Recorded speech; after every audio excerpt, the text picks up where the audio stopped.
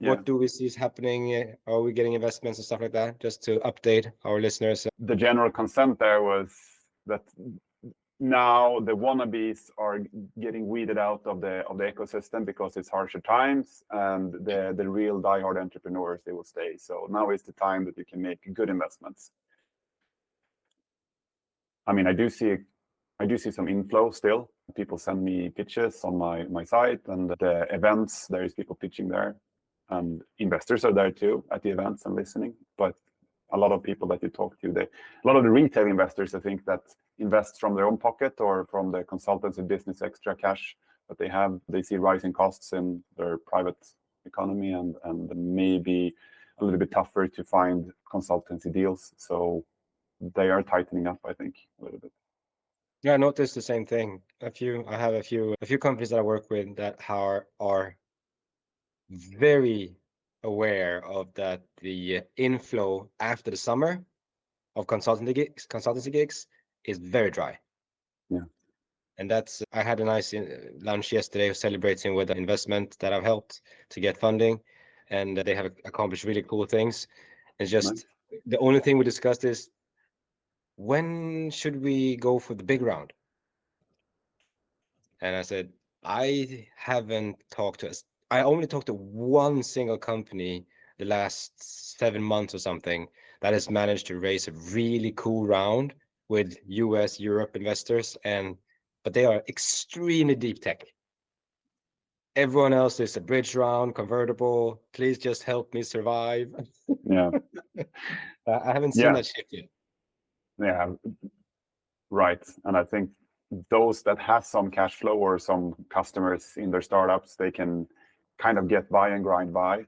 And I mean, if you want to transition into the actual topic, why I think it's problematic to have a tech partner build your product is because it's expensive, and you can't really do that. You can't really grind it out and work for a noodle salary and take the product to the next step, finding that next client that you need, because you have to pay someone to do that, and that costs a lot of money.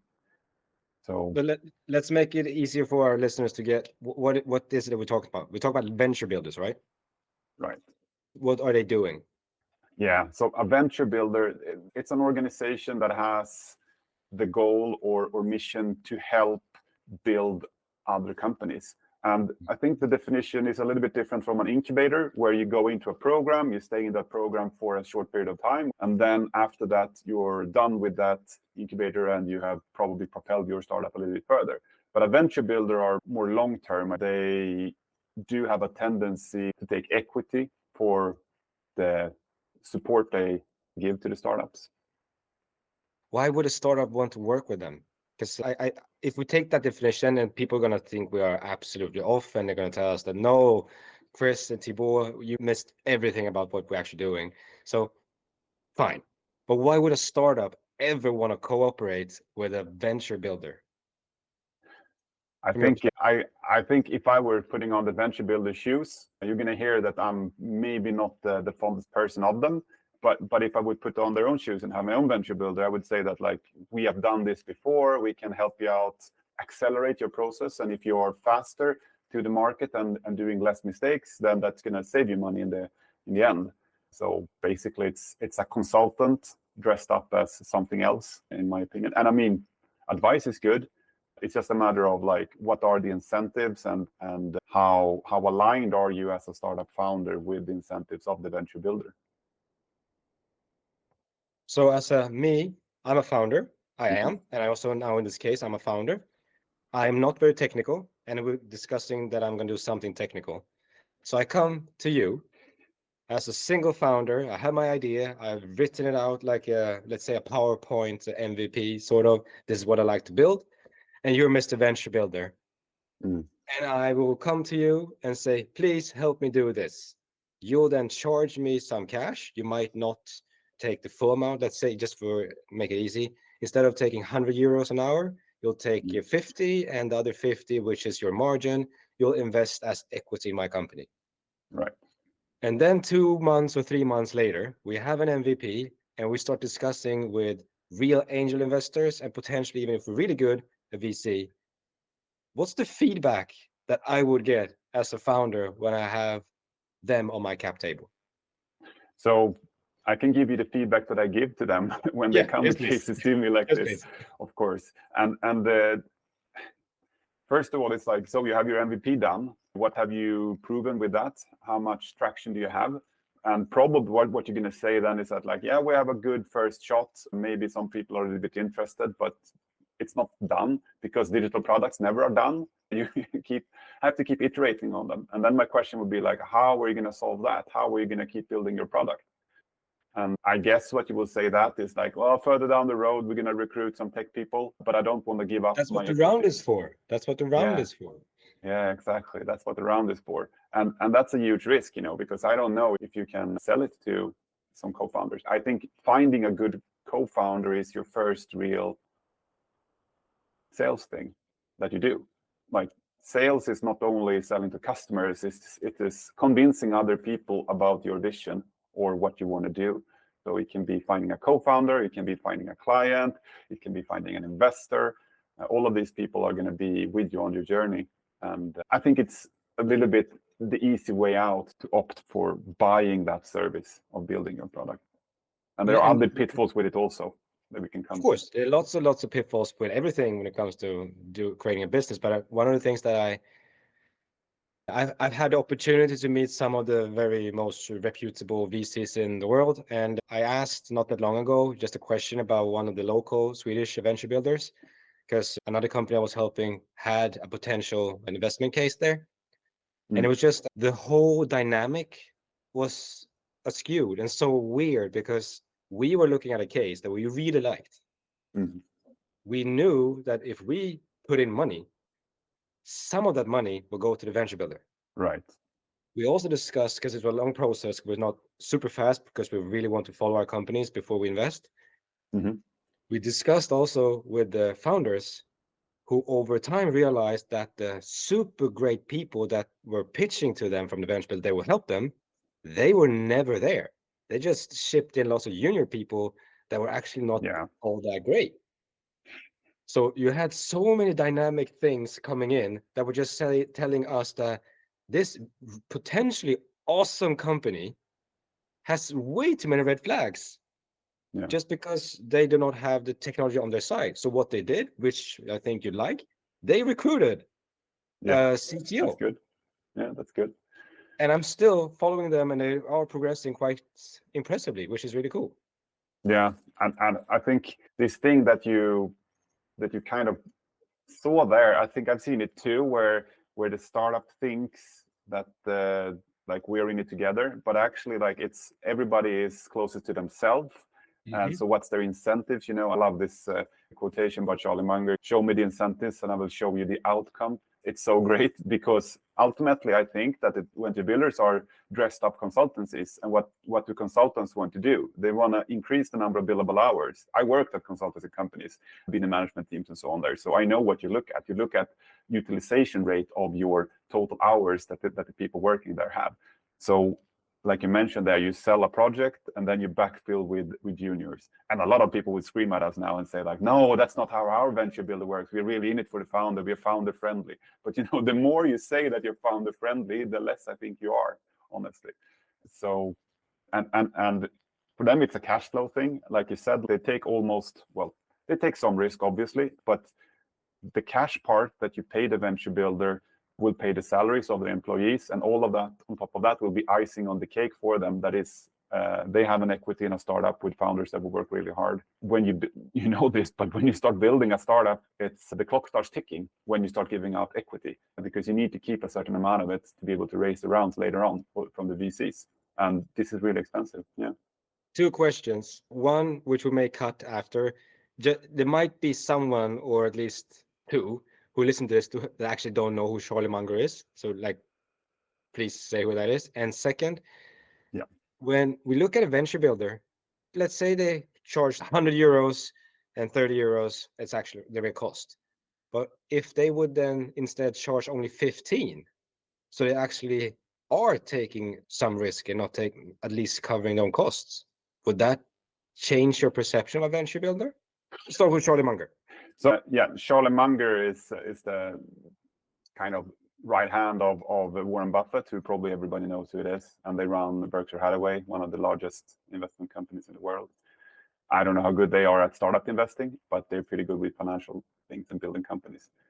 And as for the second question, like if the venture builder would take on more risk, would it be more, well, interesting? I think the thing you do when you take on a co-founder is that you write something called a vesting clause, where they promise to stay with you, and you guys are working together for a long time, at least 3 years. I would say preferably 7, but I see it between 3 and 5 often.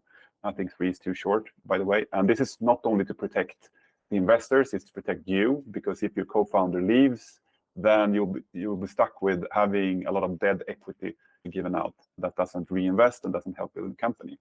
And it might be the same thing here then, that if you have a venture builder that takes this part, they don't like stay with you forever, and as long as they don't live and die by your startup like you will have a skewed incentive there too, because they will hope that you will pour your heart into the startup and they can just come along with you. And sure, they provided a good service, they helped you build something that you could take to market, that you could get this initial proof, maybe, but I'm not sure it's worth it. Maybe you should spend a little bit more time either learning a no-code tool to build the tech basics for yourself, or there could be other ways validating your hypothesis if your product works, or you should spend more time finding someone to do the venture with you.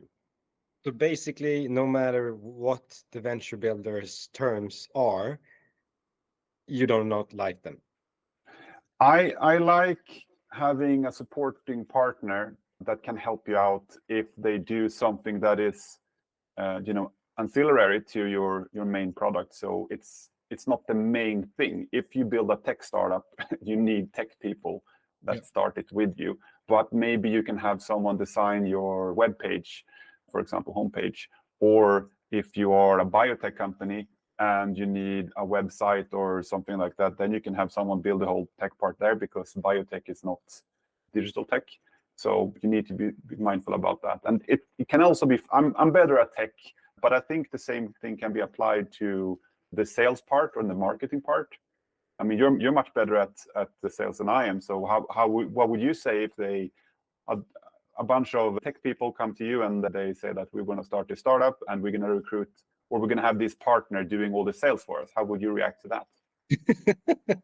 I would run away. Yeah, why? No, I mean, like a serious answer would be, I think I'll answer this a bit with my own investment philosophy, because that will answer it quite well. I am only looking for companies that have someone very close to the team or in the team that understands how much better I am in sales than they are, or at least that they are as good as I am or better, so they know that I'm really good too. If they don't understand that, because they're like, nah, we know what we're doing, and we don't think what you're saying is actually any merit to it, then I am very careful. Because for me, there's so many companies with engineers or really smart people who are just completely not good at communicating, and they find someone who help them, and just they'll put that in their portfolio of things. Like I had a conversation earlier today with a company that the commission, if I would help them sell, would not be enough for me to actually do it, but I have it there. So if I meet a customer someday that might want to do that, I will just introduce them. I'm not going to fight for them every single moment that I have, because it's not worth it, but I have it there. And that's what great salespeople are going to do. They know they have a product that they might be able to sell, but they won't do it as, how can I increase the value of this potential stock in this startup, unless there's a really interesting incentive. Usually startups in an early phase are not able to do that. So I would not be very happy to hear that. Yeah, and I think also there is like a middle ground between product and sales, because both of these expertises, they do talk to people outside your organization, trying to find out how it can be valuable to someone else, and ultimately they can charge some money for the product or service they're building. And I think also, like, if you outsource that conversation of speaking to your customers to someone else, like in agile methodologies that I'm worked a lot with, we say that 50% is lost in every conversation of what is said, the information. So there you're going to lose half of all the context and everything that was said if you ask someone, what did the customer say about us? How can we improve the product?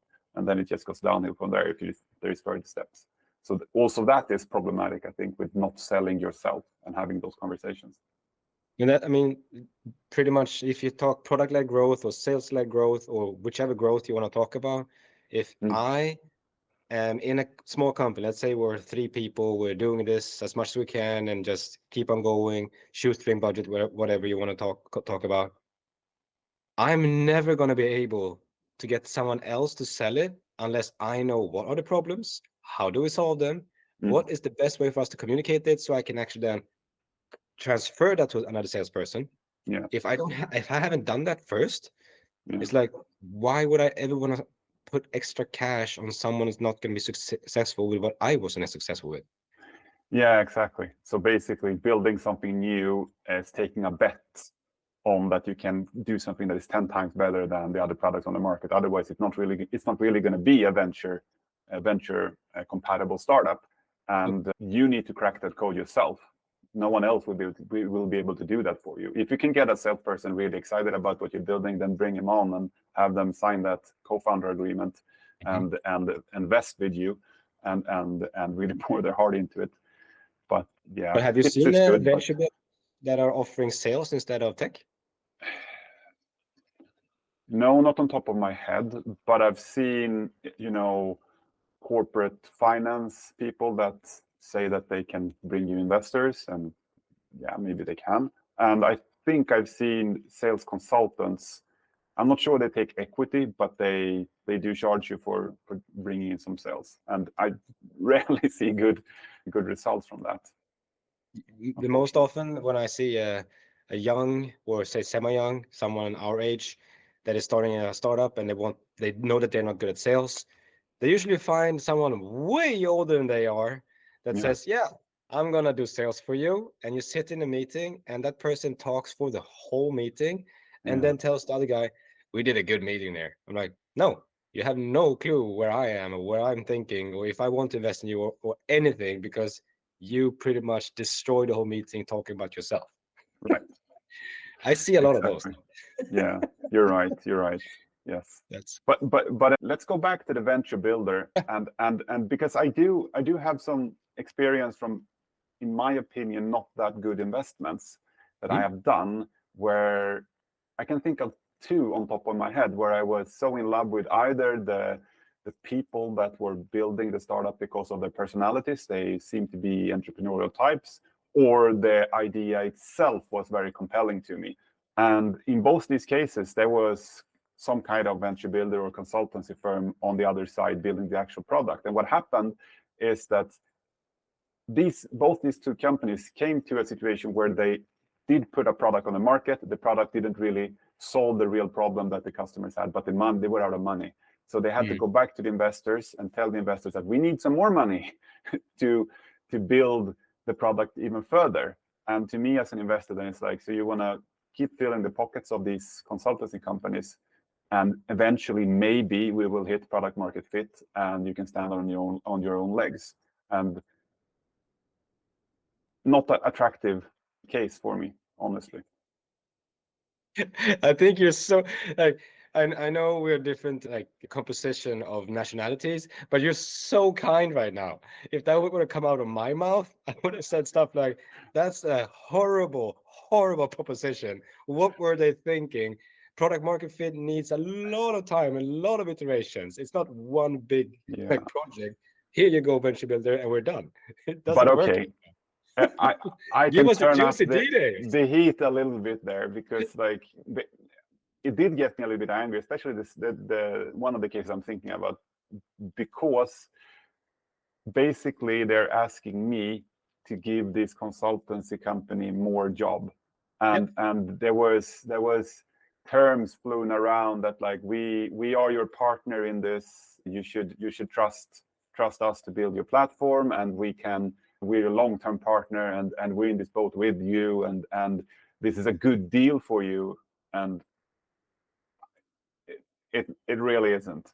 And the further you go down that road, the more equity they will own in your company, and the more equity they own in your company, the more they have to say about it. Maybe they will wrangle a board seat and sit on the board, and obviously, like legally, you can't be there in the board voting for things like buying the startup buying consultancy services from you. That's illegal. But even if you excuse yourself and say this is jäv in Swedish and I can't vote on this, I have to leave the room while you discuss this, you're still going to be there and influence the strategic decisions. For example, the strategic decision of, no, we're not going to recruit an in-house tech team yet because it's too expensive. Just keep on giving me the money, it's fine. Exactly. And I get a salary for sitting in the board. Yeah, hopefully. I think they didn't get a salary in this case because it's early stage. And this is another topic for another podcast maybe, on how to work with a board in a good way and if they should be compensated or not. But it's definitely a topic. I think whenever we start to get the average that exists for podcast, which is like 32 listeners for a lifetime episode, yeah, I think we're going to beat that pretty quickly. But when we get those 32, then we might talk about how to work efficiently and effectively with your board. Yeah. So just one of the questions we discussed and wrote up in our worksheet before, which I thought was fun, is this, which I don't know how important some people should think it is, which is the responsibility of the roadmap. Right. Like when you have a venture builder, the responsibility roadmap is fuzzy.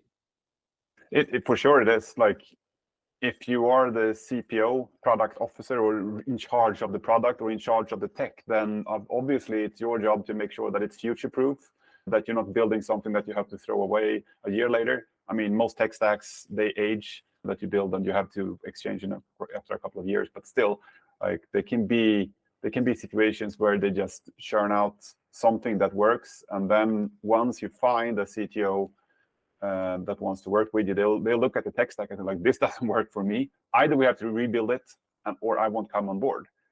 Some tech people can be very peculiar about how they want things built, but even if they are not, it can still be a problem for you if you build it the wrong way. So and here I think it's I am investing in technology companies. I am not a tech person. I have a lot of compassion for people who were where I was several years ago. Because when I would hear you say the sentence you just said, which is, yeah, I don't like this tech stack, so I won't join the company. Yeah. For me, with my previous knowledge, I would just say, so fix it. Can't be that hard. Yeah. But now, knowing more, it's a big hurdle. The threshold for that is not like I just skip it over. It's extremely big.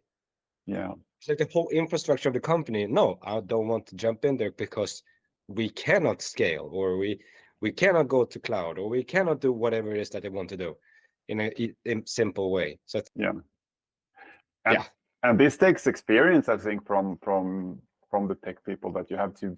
There's a fine line between something that is completely infinitely scalable and can be rolled out with millions and millions of users on one side, which can be very complicated to build and doesn't take you to market fast enough. And then on the other side, you have let's just put something together that works, and then once you hit a few thousand users, and if it's a smaller product or consumer product, then it will start breaking down. So, or you can be building on frameworks that is going out of life, sunsetting, if you're not careful.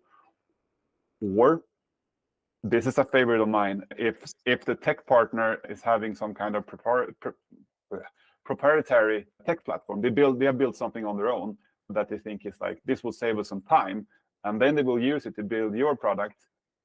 And once you let them go, they're going to say like, okay, but you're using our platform, so this is the license fee you have to pay to keep using it. So they're basically taking you hostage.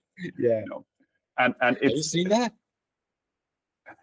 I haven't seen it myself. I've heard from another investor that it happened.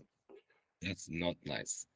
No, it's not nice. And on the topic of hostage, it can be the same thing. Like if you have someone that has the in-depth knowledge about your tech platform, and then you decide that you're going to transition to your own people, then they could be, holding that tech platform hostage too. Like maybe not in a in a literal case where they say like you can't have the keys to the castle, so to say, but they can, throw some sand into the machinery. They will do the handover slowly. They don't have time right now, and so on. So it's like obviously I think it's very unethical to do, but there's a lot of feelings, or emotions involved when there is big deals and a lot of money involved. So the angel investors that are listening to this and people who are starting to realize that stocks, sure, it's fine to be on the listed stocks, but I will also want to be involved in angel investments. The advice we can give them when it comes to venture builder, I think we discussed before, was follow the cash. Yeah. Could you just elaborate on that so we actually give some advice as well to the people who are listening all the way up until this point? Yeah, but you're right about that. I think follow the cash is the key. If you follow like how does the cash flow, if they say they have a venture partner that will help fund them, for example, what does that mean? That they're gonna net invest in the company, or will all that money plus maybe even some extra money come back to the venture builder? Then they don't really invest; they invest their time in that. And like I think if you're an investor, look at the core team. Does the core team have the capabilities it needs to do what they need to do the next coming year or two or something like that until they can get some more funding and hire people? But I mean, if it's a digital startup, they need to be able to build and design the product. If it's a B2B product, they need to be able to sell it. If it's a B2C product, then they need to be able to market it. That's also something I've seen where you have a marketing agency eating up all the cash that you invested, running not so good ads, or maybe good ads, but it's going to be very expensive. And with the climate that has changed a bit. When this is recorded in the end of May 2023, so if you listen to this way later, then you know what was happening. And one of the things that we have noticed from last summer is interest rates going up, sentiment disappearing. We're going from top line growth to free cash flow, which is pretty much going from venture. Lots of companies realizing they are not potentially venture backed, so need to create lots of free cash flow. So with that in mind, do you also think or still think that venture builders are still pretty much what I'm asking is with free cash flow eyes on or spectacles, shoestring companies, lean startups should actually be more appreciated than they were before? Yeah, I think that will be my own judgment of the situation. And I think that like there is a middle ground. Like if you're really early on and you have a pilot customer, then you're still pretty attractive to investors because you can kind of envision what will happen if you have this good team in place. But once you start to get on the market with your product and we see how the growth is looking, then you hit a situation where you really need to prove that you can keep growing, because it's not my imagination that has to fill this void, but you have to fill it with actual numbers and showing growth rates. And if you can't really show 6-7%, preferably 20% of growth every month, then I'm not sure you're going to make it to be a VC-backed startup. It can still be a really good business for you to live by and work in and live with, like a lifestyle business, as they call it in the VC industry. Yeah, all those 98% are not VC-backed at lifestyle. Maybe some private equity, but lifestyle. Yeah, you generate cash flows. We make lots of money. That's also a different topic. Yes, it is. It is. Did we learn anything from this talk today? Did we get anywhere? Did we grow as human beings, or we only share what we already knew? Yeah, let's think about that. I think what you said about how to evaluate its ability to sell is interesting, and I'm gonna think about that a little bit. What about you? For me, when it came to when you discussed the very seasonality of tech, how fast it actually dies out, that for me was like a very important reminder, and also something that I don't actually talk that much with the startups I'm looking into. I haven't gone in and discussed with every single person in the team to make sure they're really good for the roadmap they're going forward with. I haven't looked in the tech and just discussed Okay, so is this still the type of technology that we are interested in? Like I have a startup that I'm involved in that are using Flutter, Mm. which like 3 or 2 years ago or something like that was not like non-existent. There was no senior developer or anything, and now it is. So it was a chance that worked out, but it could have just been the very opposite. It could have been a chance or that went completely south. Yeah. I did not know that when I invested in that company 2 years ago. Yeah, I mean, there is trends, in the frameworks that people want to build on, and maybe a little bit less now when there is layoffs in different industries and tech industries. But before that, you could see developers. I don't want to go and work for this company because they have the wrong tech stack. They're not using the frameworks I want to work with. I've had as a manager for developers, people quit because they want to work with another tech stack, and as a larger company, you can't really switch tech stacks to entertain people's new wishes to work with other technology. But it is like being able to source people to work with your business. That's an important thing to know. And once again, they're like, it's not sure if you don't have that knowledge in your team, then how are you going to be able to evaluate the tech partner or the venture builder that are building for you? Like, are they using a good technology stack? Yeah, I think this is a nice conversation for people who are at our level. They might have learned two things. People who are just below our level, they should have taken out 15 different things they can actually improve their investments just with this. Like listening to us in 25 minutes and boom, boom, boom, boom, boom. This is what you should do to improve what you're doing. And if you're absolutely new, this should be like, what are they talking about? This sounds cool. I don't really get this. Just reach out to us and we'll help you. We're going to do this more so we can make you feel comfortable investing in companies where you most possibly never going to see your money again. But one of them might be the really cool thing that you can talk about at weddings stuff. Yeah, for sure. Yeah, that's a Cool. good summary, Thibaud. Nice. Anything else you want to say before we stop for today? No, I mean, only that if you're one of these starting out investors, then take your time. You don't need to invest in the first deal, not the second deal. You can look at 50 or 100 deals before you make your first investment. There is always going to be more deals coming, and it's better to be a little bit picky, I think. It is so easy to fall in love with the companies that you're being presented with, and you start to see all the possibilities.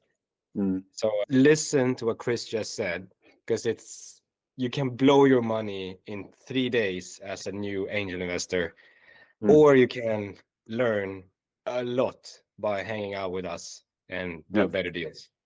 And on top of that, also, if you do want to invest, start small. Start with the smallest ticket you can get away with, I think, and learn from that. That's how I did. Me too. So it's not like if you have a certain amount that you want to spend on startup investing, you're not going to blow it away on 2-3 deals. You need a lot more than that. And the first one is going to be learning money, obviously. Yeah, we can talk about that too. If you have a company that generates hundreds of million euros a year, you can do whatever you want. But if you're like most angels, they are people who just like this very, very much and have maybe a few million kronor or euros that they would just want to entertain themselves with. You can blow it out fast. Don't do that. Don't do that. Don't do that. No, don't. We're probably going to have lots and lots of little widgets that are going to come out. And then you can see this, as you see, on this platform that you're in right now. And we think we're going to release one every month or so, because this is a passion of ours. It's not a job, because we have lots of stuff that we're doing, looking at our investments and things. So if you have any ideas of what you want to hear about us talk about, or what you want to develop in your own mind, if you actually reach out, you're very potentially going to influence us in what we're going to talk about. If you're just going to sit there like everyone else and just listen, it's your on you. Communicate together. Yeah, but that's a good point. That's a good point. Like, you can look at it as your own personal Q&A forum, for sure. Let us know, and we'll take that into consideration. Okay. Good Cool. talking Thank to you so much for today, man. Thank you. Take care. Bye. See ya.